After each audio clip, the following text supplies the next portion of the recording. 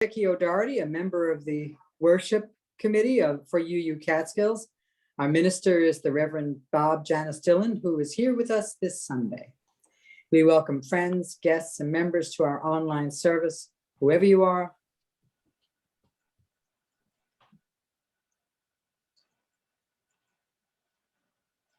Oh, I think you're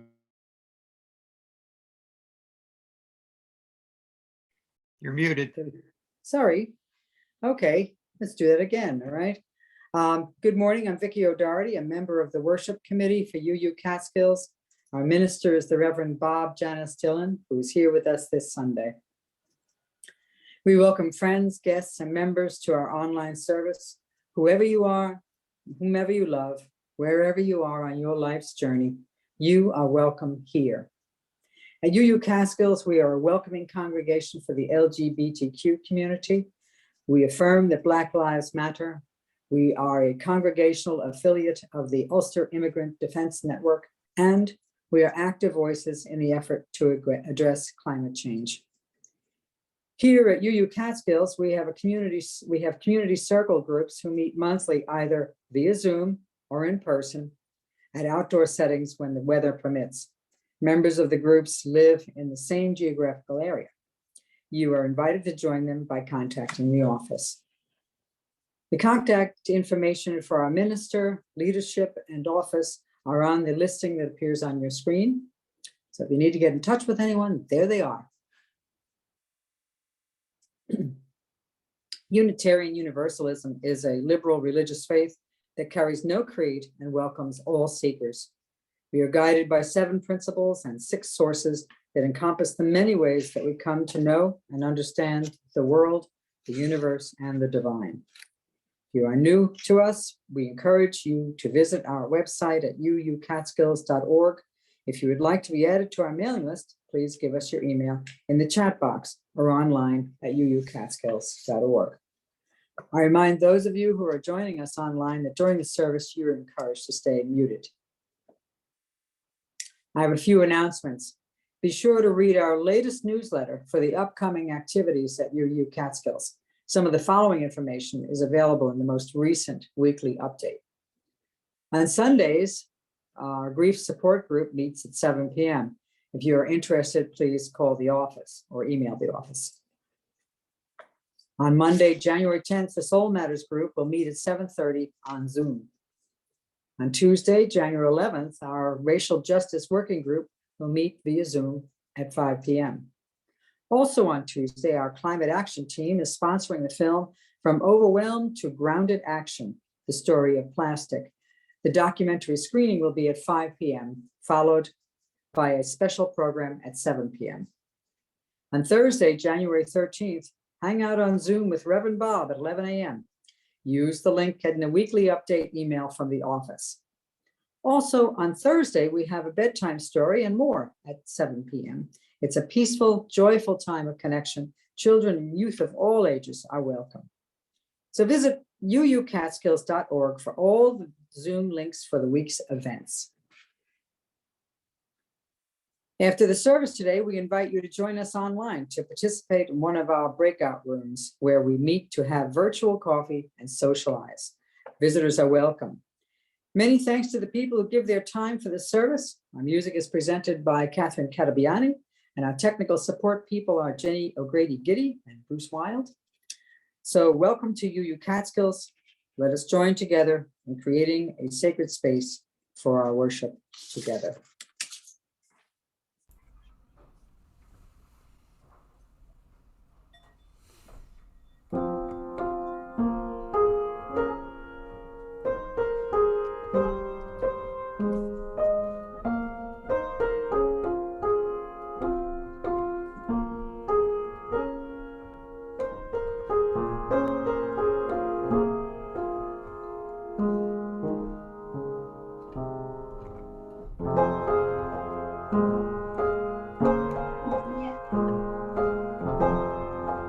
Who's upside down?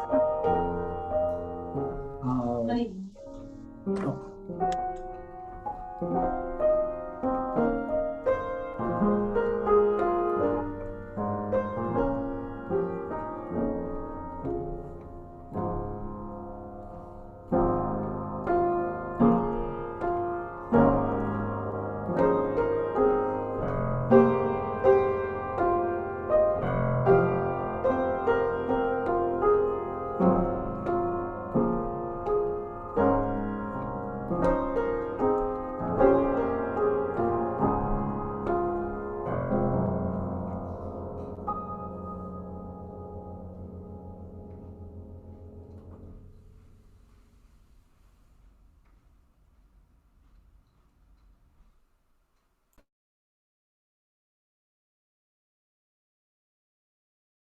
Hello and welcome, everyone. I am delighted to be with you. My name's Bob Janis-Dillon. Honored to be minister here at UU Catskills, and echoing Vicky's welcome to wherever you are joining us from this morning, hopefully someplace warm. And however you are this morning, we welcome you to this gathering. And as Vicky said, thanks to all who make this service happen, to Jenny and Vicky and Catherine and Don. Thank you all for helping make this service happen this morning. We are, as you know, on Zoom. We're on Zoom throughout this COVID situation with the Omicron rise, and we'll decide when, but it's a good time to be home this Sunday as it is quite icy out in the Catskill area. So hope you're keeping warm and safe. I do want to announce after the service, there are breakout rooms. The service lasts about an hour, and then there's a very brief time to get to know one another. And there's a special breakout room for the religious education for children and families. There's a special room to get to know each other. So if you want to hang on for an extra 15 minutes, it'd be a really great opportunity to get to know some other children and youth and families. And so with that, we will, and I don't know if my contact details got on there as well. It's 845-853-0063 if you need to call me as my work phone, and may need to leave a message, but I will get back to you as soon as I can. If you're having a tough day, I know this is a tough time, feel free to reach out to me. I'm here for and what we're here. So we will light our chalice this week as we do each week. A lot of people here this morning. A lot of people. Welcome, everyone. We light our chalice, and I'm not going to keep this chalice on the screen because I don't have a really good place to put it, and also because I have a cat, so anywhere I put it, it might fall off, and flame and cats don't always go so well together. So what I'd like you to do, we're talking today about intention and about a little bit about imagination. So as I'm going to light this, and you'll see it lit in a moment, but I also want you to imagine a light of your own that we can carry through the service. So it could be a candle light that you can imagine, or you can imagine a lighthouse, or even a supernova can be your chalice this morning. So you can hold a chalice in your imagination as well as this chalice that we light together physically. And we light this chalice with the words by the Reverend Dr. Lindsay Bates. To face the world's coldness, a chalice of warmth. To face the world's terrors, a chalice of courage. To face the world's turmoil, a chalice of peace. May its glow fill our spirits, our hearts, and our lives.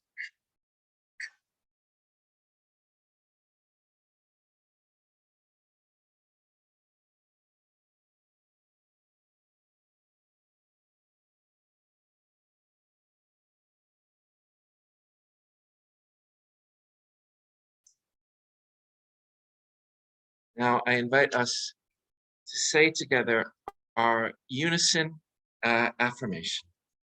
And the words are printed on our screen there. May we be reminded here of our highest aspirations and inspired to bring our gifts of love to all living beings. May we know once again that we are not isolated, but connected in wonder and joy to mystery and miracle in the universe, in this community, and in each other. May it be so. So our theme this month, January, of UU Catskills is intention. Always a good month for January. And the title of today's homily, Living a Visionary Life in a Perplexing Age, is about how do we live on earth at such a confusing time in this complicated world we live in 2022. And I remember to update the year. It's 2022 now. Can you believe it? I'm not sure I have all the answers. In fact, I know that I don't, but it's a good topic for us to consider here today. And we'll have our hymn in a moment, but first we'll hear our opening words, which is a little prayer. It's not by me. The author is unknown, but I really like this prayer. It's called a prayer of good intention. Dear Lord, so far I've done all right. I haven't gossiped, haven't lost my temper, haven't been greedy, grumpy, nasty, selfish, or overindulgent. I'm really glad about that. But in a few minutes, God, I'm going to get out of bed. And from then on, I'm going to need a lot more help. So a prayer by Anonymous, great little prayer. And I believe that prayer does help us get through our day sometimes, for those of us who practice. And I think music does too, for those of us who practice and those of us who are privileged to listen to music. So let's sing our opening hymn together.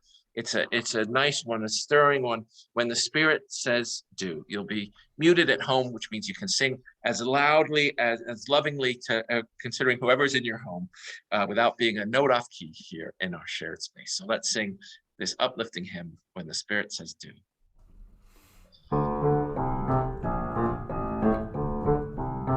You've got to do when the Spirit says do. Got to do when the Spirit says do. When the Spirit says do, you've got to do, oh Lord. You've got to do when the Spirit says do. Spirit says do. Spirit says do. Spirit says do. Spirit says do. Spirit says do. Spirit says do. Sing. You've got to sing when the Spirit says sing. You've got to sing when the Spirit says sing. When the Spirit says sing, you've got to sing, oh Lord. You've got to sing when the Spirit says sing. Spirit says sing. Spirit says sing. Spirit says sing. Spirit says sing. Spirit says sing. Spirit says sing. Dance. You've got to dance when the Spirit says dance. You've got to dance when the Spirit says dance. When the Spirit says dance, you've got to dance, oh Lord. You've got to dance when the Spirit says dance. Spirit says dance. Spirit says dance. Spirit says dance. Spirit says dance. Spirit says dance. Spirit says dance. Laugh. You've got to laugh when the Spirit says laugh. You've got to laugh when the Spirit says laugh. When the Spirit says laugh, you've got to laugh, oh Lord. You've got to laugh when the Spirit says laugh. Spirit says laugh. Spirit says laugh. Spirit says laugh. Spirit says laugh. Spirit says laugh. Spirit says laugh. Shout. You've got to shout when the Spirit says shout. You've got to shout when the Spirit says shout. When the Spirit says shout, you've got to shout, oh Lord. You've got to shout when the Spirit says shout. Spirit says shout. Spirit says shout. Spirit says shout. Spirit says shout. Spirit says shout. Spirit says shout. Spirit says shout.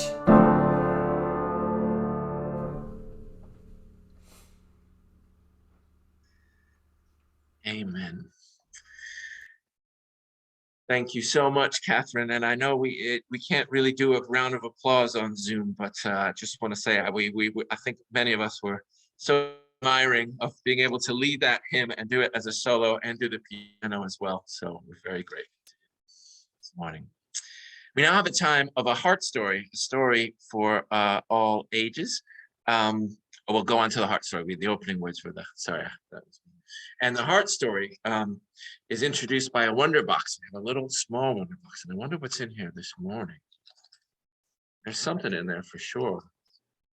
Well, I don't know if you can see on the camera what this is. Anyone have any clue what this is? Say in the chat, maybe. Or we can't see it because Oh, because of the spotlight. Right. Okay. So it's a thing called Lego. Any of you familiar with Lego? I think people can just see the screen. So actually, Jenny, if you can move the camera back to me, I think, because they see the title now. So this was the item, and as I said, our theme this morning is on living a visionary life and on being visionary and on intention. What does it have to do with Lego? Well, I'm going to tell a little story called Two Pigs and a Pot. And this is a story I wrote a long time ago. Let's see if I can remember it. And it's about a king who lived in a kingdom, but he wasn't a mighty king. It was actually quite a small kingdom, mostly pig farmers, and they subsisted mostly on pig cheese. It's my story, so we'll have pig cheese. And the king of this place wanted to be a mighty king, but he wasn't a mighty king because it wasn't much of a mighty kingdom. So he decided he would be a much mightier king if he built a castle, right? Because that's what kings do, right? They're powerful and they build castles. So he thought, I'll get some builders in and I'll build a castle. So he invited builders in and he promised them a mighty reward. Because if you don't promise a mighty reward, how do you get any builders? Well, all these builders came, and there were 3 that made the final list to build this castle. And so he said, well, come forth one by one and talk about this castle that you're going to build and say what it's going to be.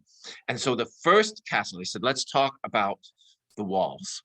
And the first castle was a giant of a person, really big and strong and full of muscle. And she said to the king, she said, King, if you pick me to build your castle, I will build walls that are 30 feet thick and 500 feet high. My builders can construct a huge castle that will be seen for miles around, made of solid brass. The gates will be as thick as a man's height, will be feet. So that will be a really imposing and brilliant castle. And the king thought, well, that's impressive. And the second builder came up, and he was a thin, tall, very elegant man with an earring in his ear. And he said to them, I will build a castle out of gold and silver bricks. And in between the bricks, I will place great strings of pearls and emeralds, so it will glisten. And it will be just an incredible castle, a castle that people will talk about, will fill the river, the moat, with sea monsters, exotic sea monsters. And so it will be just the most magnificent castle. The king said, that sounded good. And then the third builder came up. And the third builder was a very unimpressive character. Just kind of their features seemed to be all out of joint. He had a scruffy countenance, and he hobbled up this old man to the king, and he said, King, if you asked me to build your castle, I will construct walls that are perfectly camouflaged against the sky. Your enemies will not be able to find the castle, so they cannot destroy it because of these invisible walls. And no man or beast will be able to tear the walls down. The king said, well, that sounded good. And he said, how can I decide? It was very hard to decide, but then he asked for a price. And the giant asked a lot of money. And remember, all they were pig farmers. They didn't have a lot of money in this kingdom. And the man with the tall man with the earring asked for even more money for the jewels and the quite impressive castle with the sea monsters. I'd love to see that castle. Sounds really impressive. But the third little old man said, well, I'm going to ask, I need 2 pigs and a pot. And well, they had lots of pigs in that kingdom, and they certainly had pots. So the king said, well, that sounds great. So the man went to build these invisible walls, and the king didn't like to bother him. But the next day he showed up to see how he was doing, and the man said, I'm done. And the king said, you're done? Wow. The king said, well, okay, now we will need the towers of the castle. It's all very well having the walls, but now we need the tower. So the three builders came up again, and the first builder, the giant, she said, "We'll build a tower 100 feet high and as strong as diamonds, and the fiercest cannons will not be able to knock it down." And the king said, "That's impressive," but again, her price was quite a lot. And then the second builder said, "I'll build 50 towers, and each one will be different, a different shape, and they'll be large and beautiful, and they'll connect together, and in each tower will be fine woven carpets and elaborate chandeliers." And this sounded wonderful, but the price was too much for the king. And the third builder said, "Why bother with 50 towers when you can have one tower that will do even better? I will build a tower so tall it has no beginning and no end. You'll be able to see all the world from inside this tower. What's more, the tower will be exquisitely designed so that once an invader enters it, he will not be able to escape with his life." Thinking this tower almost too incredible to believe, the king asked the builder, "How much would it cost?" And the little old man said again, "It'll cost you 2 pigs and a pot." Well, that sounded right. So the king gave him 2 pigs and another pot, and the old man was nowhere to be seen the next morning. The king, curious to discover where he was working, sent out his best horsemen to find him and see where this castle was being built, but they couldn't find him. But just before dinner, he turned up and he said that the work was completed. So now it was almost done. All they needed was the inside, the keep, the inner keep. And so the king brought his 3 builders together. And again, the woman who was a giant builder said, "King, if you choose me, I will make the most beautiful domes, giant arches, and grandiloquent architecture the world has ever seen. The keep will be a mile from end to end," and it sounded amazing, but it cost too much. The second builder said, "Every room of this keep that I build will be filled with jewels and wonders. And it will be, the furniture will be as soft as clouds and as brilliant as the sun." And that sounded marvelous, but again was too much. And then the third builder approached, and the king said, "Old man, if you have kept your word, then I greatly looking forward to seeing the magnificent tower and walls you have built. And if you build the inner keep, what will you do?" The old builder told the king, "Great king, I have kept my word. And if you choose me, you will want to keep my keep. It will be made of every material in the world and will be larger than any castle yet built. There is not an exotic animal or rare plant, beautiful maiden or delicious food that will not in time be revealed within your castle. The rooms will be a maze, impossible to solve, so complicated that those inside the castle will not ever be able to tell when they have left one room and entered another. Simply put, your majesty, there is no one who would not be your subject once I construct the keep of your castle."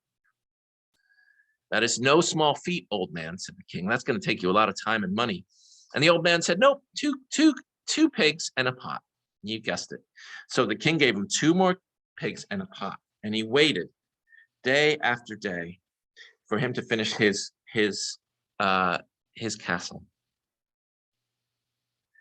But he couldn't find it. The man disappeared, the little old builder man, and the king was very upset with him, and he was very mad. And he spent almost every night crying with his pigs, until one day a wizard came to the kingdom, and this mighty wizard, rode on an iron chariot pulled by 6 splendid war horses, all clad in armor. The wizard was wise and handsome. The king and all his subjects stopped what they were doing and went to the door to greet the magician. And they asked him, "Why have you come here?" "Well, I'm traveling to your kingdom, of course," replied the wizard. "Our kingdom," said the king, "but there's nothing here. There's nothing to entice you. We're poor, as you can see." "I came to see the castle," said the wizard. And the wizard said, "I see a magnificent castle." The king looked around bewildered. Magnificent castle? The builder had never built this castle. What was he talking about? "I see no such castle," said the king. "Can you not?" said the wizard. "That's a pity, for I see here," he remarked, tapping the air with the knuckles, "4 of the most well-camouflaged walls I've ever seen. Not only are they well disguised, but even I, with my great skill in wizardry, could not knock them down." The king was flabbergasted. Was there really a castle? "And this tower," the wizard continued, "I was inside this morning. I've ridden with my horses all day, and I'm still inside the castle this afternoon. If only you had the good fortune to travel as much as I have, then you would see that your tower stretches across many lands. All things can be seen from it, and no one ever escapes or steals any bounty from it. How wonderful to have a castle that no one ever takes things from. Why, yes, I suppose, says the king. And as for this great keep, the heart of the castle, is there anything of wonder and beauty I have not seen inside it? It is as if I am in a single room with all the comforts of home and yet all the exoticness of distant lands. I cannot find my way out of it, for the path is too complex, but I am not sure I wish to ever leave. The king looked about him, and he almost felt he had been tricked, but then he smiled and gave a warm laugh.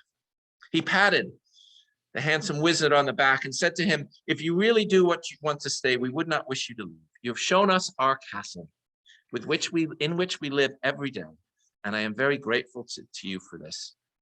And they had dinner together and they had a feast. And then the next morning, the wizard rode away on his chariot, pulled by 6 war horses, which looked curiously from a distance like 6 pigs and pots. Here ends the story.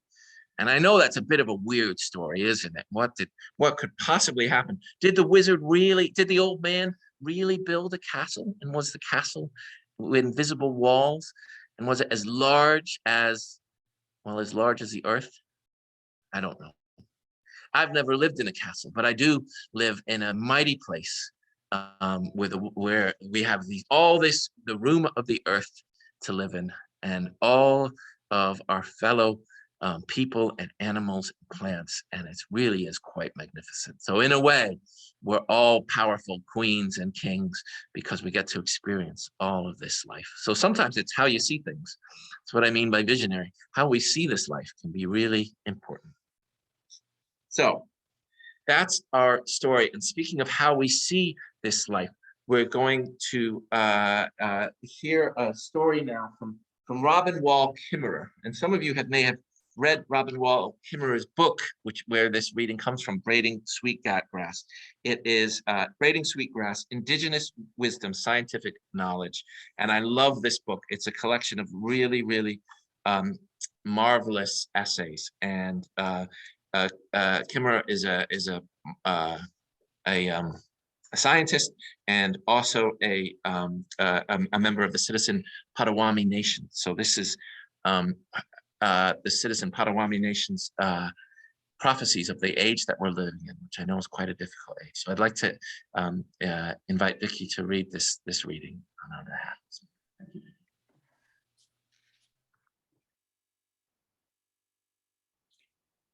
The 7th fire prophecy presents a second vision for the time that is upon us. It tells that all the people of the earth will see that the path ahead is divided. They must make a choice in their path to the future. One of the roads is soft and green with new grass. You could walk barefoot there. The other path is scorched black, hard. The cinders would cut your feet. If the people choose the grassy path, then life will be sustained. But if they choose the cinder path, the damage they have wrought upon the earth will turn against them and bring suffering and death to earth's people. We do indeed stand at the crossroads. Scientific evidence tells us that we are close to the tipping point of climate change, the end of fossil fuels, the beginning of resource depletion. Ecologists estimate we would need 7 planets to sustain the lifeways we have created. And yet, those lifeways, lacking balance, justice, and peace, have not brought us contentment. They have brought us the loss of our relatives in a great wave of extinction. Whether or not we want to admit it, we have a choice ahead, a crossroads. In the valleys below the hill, I see the people of the 7th fire walking across the crossroads, walking toward the crossroads with all they have gathered. They carry in their bundles the precious seeds for a change of worldview. Not so they can return to some atavistic utopia, but to find the tools that allow us to walk into the future. So much has been forgotten, but it is not lost as long as the land endures and we cultivate people who have the humility and ability to listen and learn. And the people are not alone. All along the path, non-human people help. What knowledge the people have forgotten is remembered by the land. The others want to live too.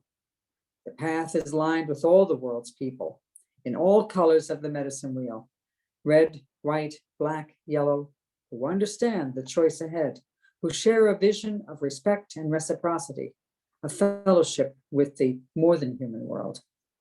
Men with fire, women with water, to reestablish balance, to renew the world. Friends and allies all, they are falling in step, forming a great long line headed for the barefoot path. They are carrying Schtigen lanterns, tracing their path in light. But of course, there is another road visible in the landscape, and from the high place, I see the rooster tails of dust thrown up as its travelers speed ahead, engines roaring, drunk. They drive fast and blind, not even seeing who they are about to run over or the good green world they speed through. Bullies swagger along the road with a can of gasoline and a lit torch. I worry, who will get to the crossroads first? Who will make the choices for us all?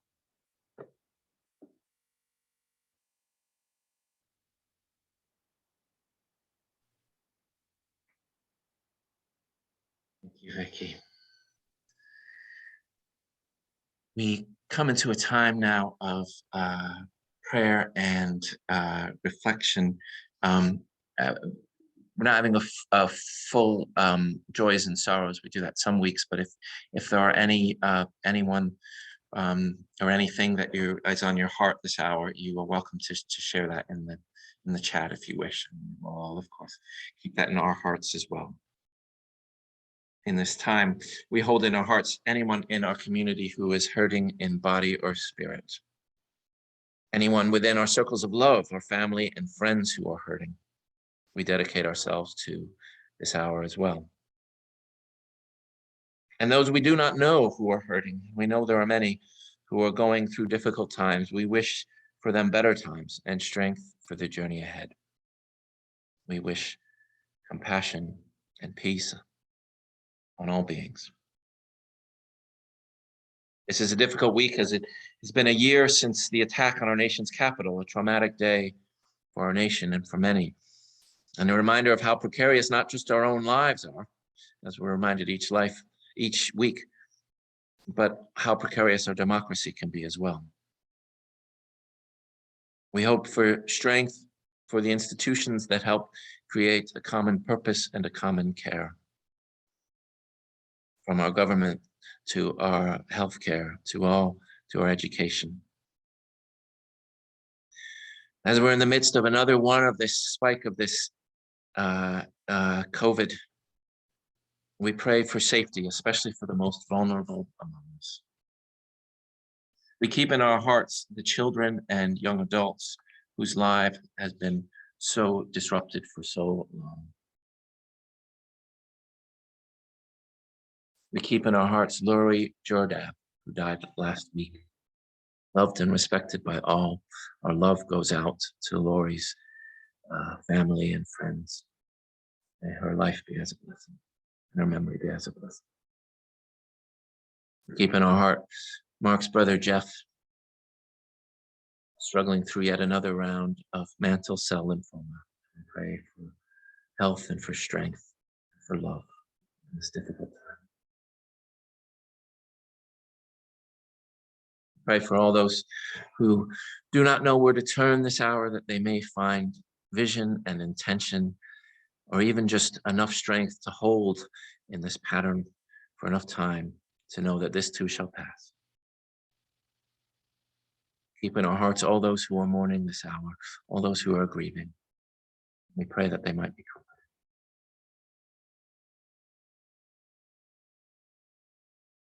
In the reading, Kimmerer talks of two paths. The path of cinders, the path of more, the path that sometimes our society can race towards, of paving over the whole world. And the barefoot path, a gentle path, a path to health, We pray that we might find a way to walk that path, living in right relation with all people of every culture, and living in right relation with all our animal sisters and brothers, and with the earth. Pray that we might find in ourselves the gentle strength to travel that path, the path of the soft grasses, of the gentle winds, the path of the fullness of life. We don't have to race through it. We can take it gently. We can rest in that path. May it be so. We'll have a minute now to just be attuned to our own silence, and wherever you are, to just invite you to simply breathe in, breathe out. Notice the spirit within you. Notice that you are traveling that gentle path, the path of life. Let us have a moment for some moments for private meditation, contemplation.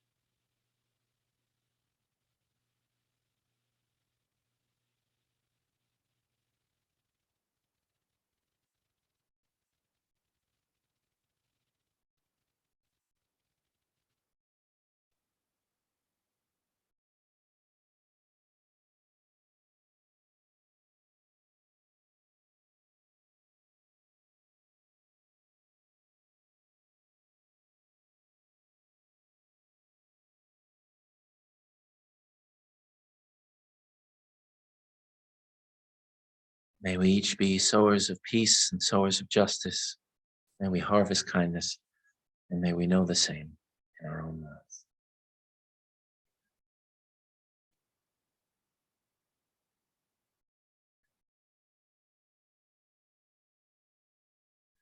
Our offering today will be shared with River Keeper, as you can see on the screen there, Jenny, a member-supported watchdog organization dedicated to protecting and restoring the Hudson River, so helping us walk that gentle path, travel that path of restoration and healing.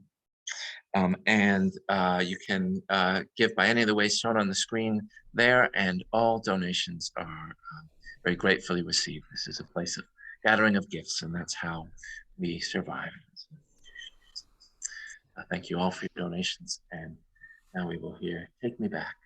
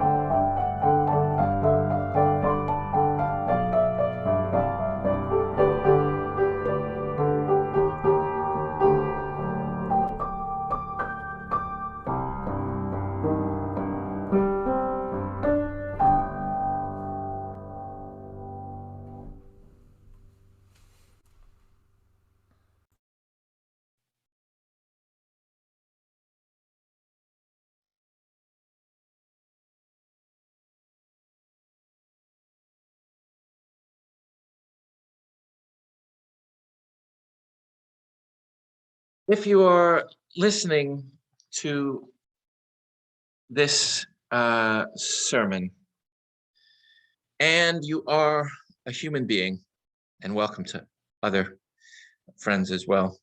But if you are listening to this and are a human being, I want to start off by saying I feel for you. It's not easy to be a human being. I know this from experience. First of all, you're alive. And while life is a rare and wonderful thing, I don't know what it is to be a rock or an inert gas, and it's rare, I envy them. Life is also fragile and tenuous and uncertain. But you are not just alive. That would be hard enough. You are human. And being human adds another layer of difficulty. We are anxious creatures a lot of the time. We have this complicated, challenging blessing called consciousness to deal with. Consciousness is what the Adam and Eve story is really about, by the way, not sin so much. It's about being aware of the past and the future, our own mortality, good and evil. Having conscious, being able to think about it all. The writers of the Hebrew Bible knew this awareness haunts us, even as this consciousness is the blessing that's our own peculiar blessing, one of them that makes us human. But with our minds, we can second guess anything, agonize over anything, from what to eat to breakfast in the morning to whether we said the right thing 10 years ago. So I feel for you. Furthermore, dear one, if you are listening to this in the 21st century, and I assume that you are, even if you're watching this later on YouTube or wherever, I don't expect it's going to last into the 22nd century. If you're watching this in the 21st century, dear human, I especially feel for you. This is a time of great turbulence and instability. You knew that. We heard in the reading Robin Wall Kimmerer tell us we are at the time of the seventh fire. The seventh fire was prophesied by the Potawatomi nation, who prophesied a time when you cannot dip your cup in the waters to drink it, as is true of many of our lakes and these days. When the air becomes too thick to breathe, when our animal family turns their faces away from us. And they say this prophecy is coming now. It is upon us. It is a frightening time. It is a time that can often feel so bleak and bewildering to the point of hopeless. And it is in this time we need to make our way and live our lives as best we can. How on earth are we to do that? I'll take a detour from human beings for a bit. As you know, I've been thinking a lot about cats since I got my new kitten, Chuck. Forgive me for changing the topic, but human beings can be so ferociously complicated. Sometimes it can be good to consider the view from a different species other than our own. Anyway, I was Googling the internet the other day to see the answer to one of these complicated cat or difficult cat question, not complicated, but challenging, which is, are cats happier if they get to go outside? Now, I don't want to stir up any undue controversy here, but as you can imagine from the internet, there's lots of opinions, lots of different ways about this. Are cats happier if they go outside? There's general agreement that indoor cats live longer than outdoor cats on average, by several years, in fact, but that doesn't really answer the question, does it? We all know that long life and happiness are not exactly the same thing. Now, I won't settle this difficult cat question here today, but I bring it up because of an interesting study from the University of Lincoln in Eastern England. And their conclusion, which you can disagree with, but it doesn't either way, but their conclusion is that cats are actually happiest when they have a controlled space in which to roam. Now, for some, this can be indoors. For some, it can be outdoors. Cats do enjoy being outdoors, this study concluded, a little bit. They fare best when they have a fenced-in yard, a space with boundaries around it, kind of like the castle in the story, but actual boundaries to boundary in this cat. Now, whether this study is true or not, as I say, who knows? There'll be studies back and forth for years, I'm sure. But I think it's counterintuitive to think that sometimes the cat can be happiest without too much space. If it has the whole world to roam in, it can be very anxious. It can be really challenging. And I bring this up because I suspect that we're a little bit like this. I don't really know how cats are, but I'm more interested in studying human beings. And I think perhaps we fare best when we have a controlled space in which to roam. I'm talking especially about our minds here. We have incredible minds that can go, we can stretch back to things that happened 50 or 60 years in the past, sometimes with difficulty. We can, and we can stretch forward to imagine years in the future. We can imagine with our minds, many of us, an incredibly wide range of scenarios, such as, just for example, eating a jar of pickles while wearing a tutu on the planet Mars. We can do that with our minds, and it's a wonderful thing. And yet, they can make us anxious, just like when a cat has the whole world to roam in. Sometimes when we think, what is it that I'm going to do about this climate change, this massive trouble, the threat to our democracy that's happening in the US right now? And it can feel like all too much, and then we can find we can't do anything. So I'm suggesting that we use our imagination wisely. I'm saying that if the world can feel a bit too much to you, you might imagine, almost like a cat's play yard, that you have 24 hours in which to work. It's this day. It's not such a big space, 24 hours. Just a little 4 walls in which to roam, to play, to work, to enjoy ourselves. And tomorrow there'll be another 24 hours. But it can be very helpful to think about, what do we do with one day, especially when we don't know what new COVID news is going to be from day to day. We have this little day, these 4 walls of this little time, 24 hours, some of which will be spent asleep. We're lucky. And there is plenty to do within these 24 hours. It takes only 10 minutes to write a congressperson, maybe a little longer if you need to find their address. It takes an hour to cook a meal for someone who's hungry. You can do a whole lot in 24 hours. The Hungarian psychologist Mihaly Csikszentmihalyi, I think I'm pronouncing that right, Mihaly Csikszentmihalyi, said happiness comes from the state of flow. And this is a similar idea, that flow is when you're so involved in an activity, composing music or gardening or reading a book, that nothing else seems to matter. And he said, this is what happiness comes down to on a personal thing. If we can just be so engaged in whatever it is we're doing, or talking to someone, or simply resting, if we can be engaged enough in it that we are completely focused on it, then we are more happy than we would be with all the wealth and all the mighty castles in the world. If we can just find enough to interest us. Now, I know I have not touched on the word visionary yet, because it's not just about trying to be happy, isn't it? Though that is enough of a goal sometimes when we're in the middle of a pandemic that can be so frustrating. But we know we can't just ignore the outside world and focus on ourselves. A year ago in our nation's capital, rioters came dangerously close to taking over the building, and it's a reminder of just how bad things have gotten. The Arctic ice shelf may be a little further from our consciousness in the Capitol building, but we are aware of what is unfolding there, and it is not good. Now, sometimes I wish I had the courage of some of our more prophetic people. I had the courage to maybe disconnect from the grid entirely, throw away the car and the house, camp outside the offices of Congress until they do something, until we do something about the terrible mess we're in. And I wish I had a more firmer vision to share with you this morning, a 3-step plan for saving the world. And actually, we probably could come up with a 3-step plan, couldn't we, together?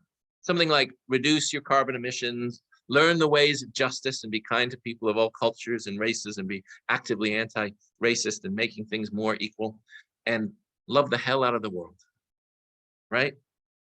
So in one sense, it's simple, but slogans aren't going to change the world on their own, are they? Sometimes they don't even change our own lives.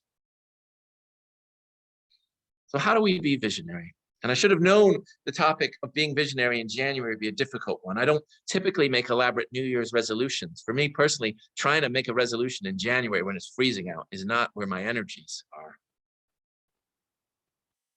And we are in the middle, hopefully towards the end of a pandemic. And in spiritual direction, the advice is to not make big changes in your life in times of desolation, times when the spirit feels far away or when it's hard to discern meaning. Those are times to kind of sit and rest and not make big changes.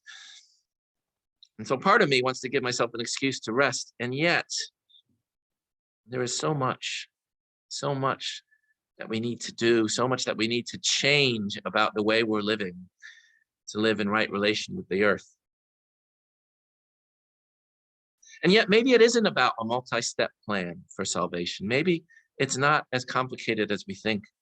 Maybe it's about knowing the difference between a path made of concrete, strewn over with trash, with cinders that cut your feet, and drunken fools racing around, and a grassy path that you can travel slowly, barefoot, breathing in the air, while listening to birdsong and enjoying the world. Now, I know there's not a 12-step or a 20-step plan to get to that grassy path, but maybe if we keep that in mind and head in that direction.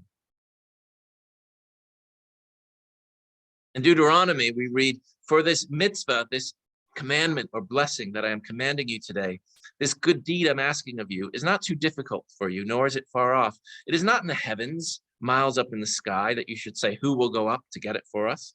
Nor is it across the sea that you will say, who will cross over to the other side of the sea and get it for us? No, the word is very near to you, in your mouth and in your heart to do it. Therefore, see, I have set before you today life and good, and death and evil, the blessing and the curse. Therefore, choose life that you and your descendants may live." You know, that text was written a very long time ago, just as the seven fires prophecy was originally made a long time ago. I feel it rings true today.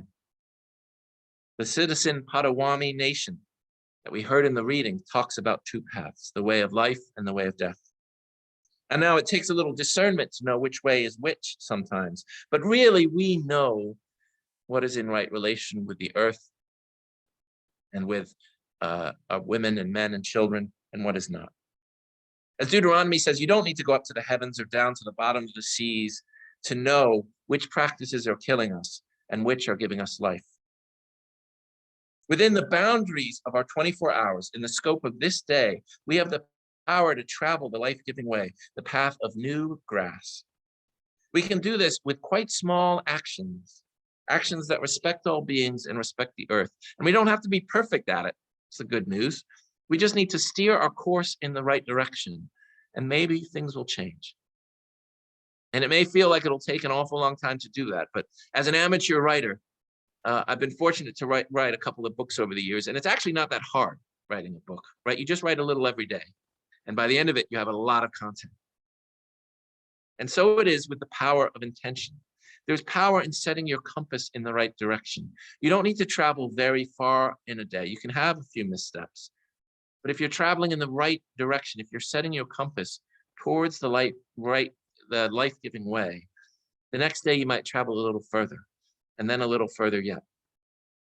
So the direction is, which direction are we heading in? Which life have you chosen? Each day, travel a little bit towards sustainability. Walk a little bit towards racial justice, true justice, righting the wrongs that have been perpetuated on the people of this country and the global majority of the globe. You don't have to get it all right, just travel in the right direction. And while you go, you don't need to rush. Feel the grass beneath your feet. This is what it means to be a human being, connecting our wonderful minds with our bodies and our spirits. Do a little each day in the right direction. If we pay attention, we will know the right path to travel, the greener way. You don't have to get to the end yet. You don't even have to see where it is. Just feel the grass beneath your feet. May it be so. Amen. So we'll sing our closing song, which is one many of you are familiar with. This is We'll Build a Land, speaking of visionary times and building a better land in the spirit of that.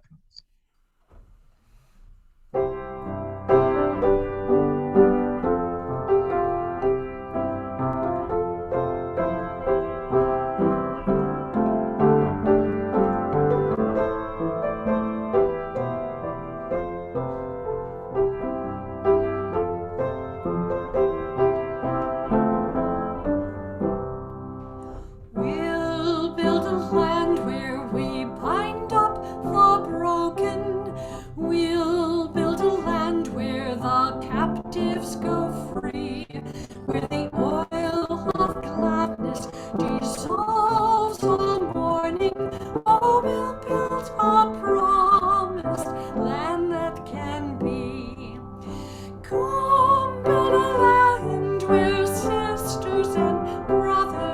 anointed by God, can then create peace where justice shall roll down like waters and peace like an ever-flowing stream. We'll build a land where we bring the good tidings to all the afflicted and all those who mourn, and we'll give them garlands instead of ashes. We'll build a land where peace is born. Come, build a land where sisters and brothers, anointed by God, can then create peace where justice shall roll down like waters and peace like an ever-flowing stream.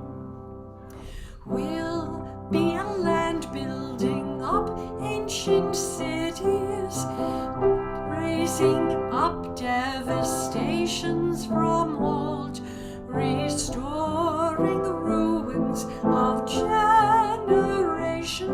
Oh, we'll build a land of people so bold. Come, build a land where sisters and brothers, anointed by God, may then create peace where justice shall roll down like waters and peace like an ever-flowing stream. Come, build a land where the mantles of praises resound from spirits once faint and once weak, where the oaks of righteousness stand her people.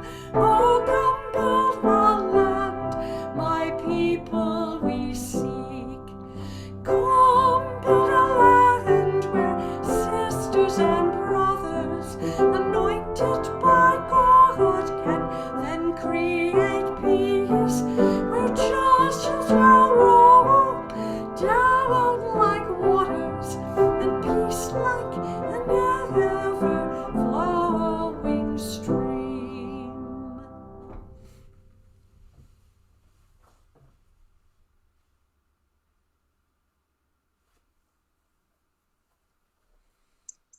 Friends, the path of life is not so very far away. It's not a million miles away. It's not across the oceans. It's here. Within the four walls of this day, we get to live this glorious day. Do one thing. Share one kindness. Live out the dream of a better community with one action. And then rest. And then do it the same again. And we will walk the beloved path. And who knows where it will lead, but what a pleasure it is to travel it, to be traveling it together.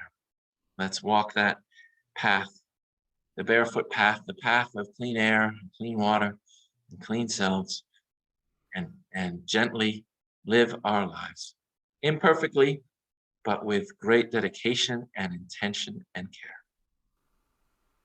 care. And we extinguish our chalice with the words that we share each week. We extinguish this chalice. We extinguish this flame, but not the light of truth, the warmth of community, or the fire of commitment. These we carry in our hearts until we are together again. I invite you to sing.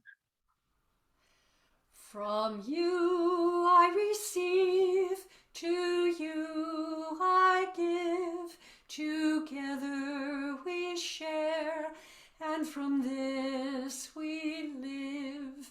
From you I receive, to you I give, together we share, and from this we live. Peace be with you all. Thank you all so much for coming. If you can stay for 15 minutes, there will be breakout rooms, religious education. If you're part of young children and families, choose room 1. And thank you so much for coming. Have a wonderful day. Blessed be.